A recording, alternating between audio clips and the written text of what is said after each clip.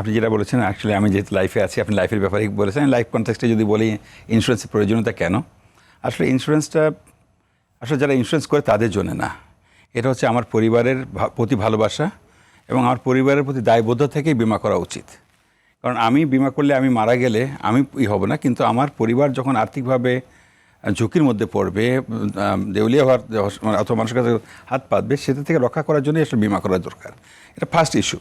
দেন আমাদের স্পেসিফিক যেটা ইস্যু আছে, যেরকম আমাদের বাচ্চাদের এডুকেশনের ব্যাপারে সবাই কনসার্ন থাকে, যেন আমার সন্তান যেন একবার মাস্টার্স ডিগ্রি পর্যন্ত যেন পরীক্ষা, মানে আমি থাকি বা না থাকি, আমার সন্তান যেন শিক্ষা নিশ্চিতভাবে শেষ করতে পারে, সেই জন্য একটা ছোট্ট পলিসি করলাম। সো যতটা আমি আছি আমি রেগুলার প্রিমিয়াম দিয়ে যাব।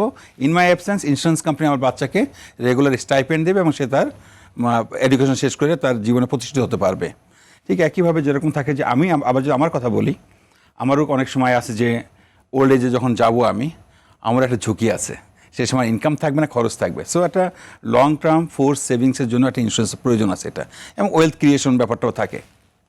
আরও যদি বিষয়গুলো যদি দেখি, আমি যেরকম আমাদের অনেকের যারা ব্যবসা করি অথবা হোম লোন নিয়েছি, পার্সোনাল লোন নিয়েছি, সো যখন হোম লোন নিচ্ছি, পার্সোনাল লোন নিয়েছি, আমি ব্যবসা করছি, আমি কিন্তু ব্যাংকের থেকে একটা দায় নিয়ে চলছি।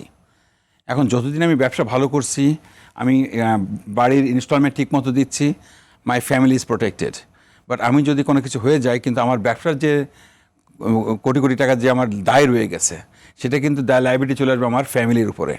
সো আমি যখন কোনো লোন নিচ্ছি, কোনো ব্যাংকে থেকে লোন নিচ্ছি, সেখানে একটা ক্রেডিট ইন্স্যুরেন্সটা নেওয়া খুবই জরুরি। কারণ আমি অনেক দেখেছি আমার আত্মীয় স্বজন এবং বন্ধুবান্ধব অনেক যখন তারা বাবা মা মারা গেছে, তাদের কথা বলি, তারা যখন বলে যে আসলে আমার বাবা আমার উপরে অনেক ঋণের বোঝা রেখে গেছে, এটা একটা বড় ইস্যু। তো এরকম ধরেন আমি আবার বলি যে আবার জীবদ্দশায় যেরকম হয়, যেরকম এখন আমরা স্বাস্থ্য বিমা নিয়ে কাজ করছি এবং খুব ভালো সাড়া পাচ্ছি বাংলাদেশে।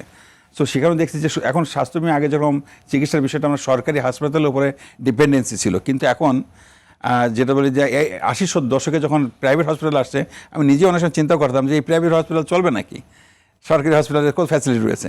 কিন্তু এখন দেখেন আমাদের যে কোনো প্রয়োজনে কিন্তু আমরা প্রাইভেটেই আগে যাই। সো এই স্বাস্থ্য সুরক্ষার জন্য আসলে বিমার প্রয়োজনটা খুবই আছে।